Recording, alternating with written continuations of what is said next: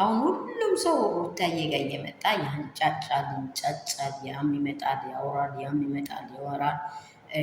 ሄርሜላ እንኳን ሄርሜላ ጓደኞች ተራ ጓደኞች መጥቶ ቤቷን እስከሚነቃቀሉ እስከሚመቱ ድረስ ሊደብድቧት ቤት እስከመጡ ድረስ ሁሉም ያወራል። ደግሞ በዚህ ተመልሶ ደግሞ የባሏ ቤተሰብ ይኸው ስቲል ነው እስከ መጨረሻ ድረስ በቃ አመት ሙሉውን በሉት አመት ሙሉውን ይታገሏታል። ዴቭ ቡዜ ግን ሩታዬ የምር ከባሏ ሀሳብ ባስተቀር ሰውን ነግታ ታውቃለች? ሰውን መዘረፍ ብላ አውርታ ታውቃለች? እንደው ለምትሰጠው ምላሱ እኮ ራሱ ተጠንቅቃ ነው የምታወራው። የምር ነው ምላችሁ፣ ተጠንቅቃ ነው የምታወራው። አንድም ሰው ዛቻ አውርታ አታውቅም። አንድም ሰው ክፋት አውርታ አታውቅም። በአንድ ሰው ዘለፋ የሆነ ቃል አውርታ አታውቅም። እስትን ነው ባሏና ባሏ ላይ ነው። ለዛውስ ለምንድን ነው ካላችሁ፣ አንደኛ ፍቅር ያላትን ያህል እሷ ታውቀዋለች። ሁለተኛ ደግሞ ለልጇ የመጀመሪያ ቦታ ለልጇ ነው። ባል አታ አይደለም የሚያንከባክባት ሰው አታ አይደለም የሆነ ከዚህ ቤት ከወጣችሁ ሌላ ቦታ መግባት በጣም መለማመድ ያስፈልጋል። የዛን ሰው ባህሪ በጣም ብዙ የምትይዙት ነገር አለ። ያን ሁሉ ለመልመድ አልፈልግም። ክፉንም ደጉንም ያሳለፍኩት ባሪ ጋር ይሻለኛል። አንደኛም ልጅም በአባትና በእናት ስር ይደግ ብላ ነው። አንድም ሰው የአብርሃምን ዘር ነክታ አታውቅም። የአብርሃምን አባት እናት ነክታ አታውቅም። አሁን አባትና እናት ያሰቡት ነገር ነው ወይስ አብርሃም ራሱ ያሰበ ነገር ነው? ይሄ ልጇን ለመንጠቅ መምጣት ማለት ከባድ አጸያፊ ነገር ነው።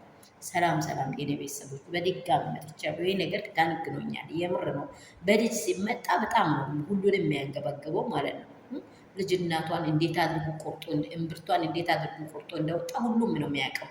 ሁሉም ሚቷ ሰዓት እሷ ትላንትና ኢቬንት ትላንትና ትንሱ ሲታሚት እንዴት ባሏ እንደሆነ አይታችኋል። ይህንን ያህል ነገር እኮ አላሳየም አብርሃም ለሩታ። ይህ ሁሉ ላይ ስትል ነው በዚህ ኬዝ ላይ ትወደዋለች።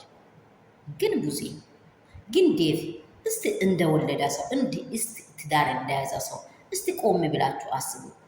ይቺ ልጅ ለምንድን ነው ዋጋ እየከፈለች ያለችው? በሉ ልጁ እኮ ነገ ያያል፣ ይህም ቪዲዮ ይመለከታል። አባቴ እናቴን ያሰቃያት ዘመን ደግሞ የዛሬ ልጆች ሆድ ላይ ነው እየተማሩ ያሉት፣ ሆድ ላይ ማለት ነው። ታያላችሁ። ሉሌ የዛሬ 2 ዓመት የዛሬ 3 ዓመት የአባቱን ፈለግ እንዴት አድርጎ ፍልቅልቅ አድርጎ እንደሚያወራ ለማየት ያብቃችሁ። የምር ነው የምላችሁ። ግን የሩታ ጭንቀት የሩታ እንባ ለምንድን ነው ያለገባችሁ? የሩታ እንባ ለምን አይገባም? የሩታ እንባ ለምን አይገባም? የምር በእውነት ወንድም ይህ ዘር አዝማድ ቦዘኔ ሁላ መጥቶ ሩታ ላይ እጅ መሰንዘር አራ ውላዴ አይለችም እንዴ? በኢየሱስ ስም እንዴት እናት የወለደች እናት የለም? አያማችሁ? አይሰቅቃችሁ? ሌላ ባል እኮ ልዝለል አላለችም እኮ። ሌላ ባል ላይ ሊውጣ አላለችም እኮ። እማዘረፍ ብዬ በየሆቴሉ ሊተኛ አላለችም እኮ። በምታውቀው ሁሉ ላይ ልንዘላዘል አላለችም እኮ። አልጋ ላይ ላፍስ አላለችም። የማንንም አንሶላ ልገፈፍ አላለችም እኮ። ትዳሯ ላይ ነው ዋጋውን እየከፈለች ያለችው። ትዳሯ ላይ ነው እንባውን እያነበች ያለችው። እንዴት አይገባችሁም? እንዴት አይመለከቱም? እንደዚህ ደግሞ ሆይ ሄርሜላን አግባ እንዴት እስከ ዘሌ ዓለም አብርሃም አያልፍ። ይህ እንባ እንዲህ የምትወረውረው እንባ ሰማይ አምላክ ይጽፏል፣ ምድር ደግሞ አዳምጣለች። ዋጋውን ትሰጠዋለች፣ ለአብርሃም ዋጋውን ትሰጠዋለች። በዛን ሰዓት በዛ ዋጋ ላይ አንቺ ዴብ አትጠየቅም፣ ብዙ አትጠየቅም፣ ቤተሰቡ አይጠይቅም። አብርሃም ብቻውን ይወጣታል፣ እሳት ላይ ይገባታል። አይታችሁ ግቡት። ይህንን ሰምታችሁ ኑሩ። ይህ አይቀሬ ነው ለአብርሃም።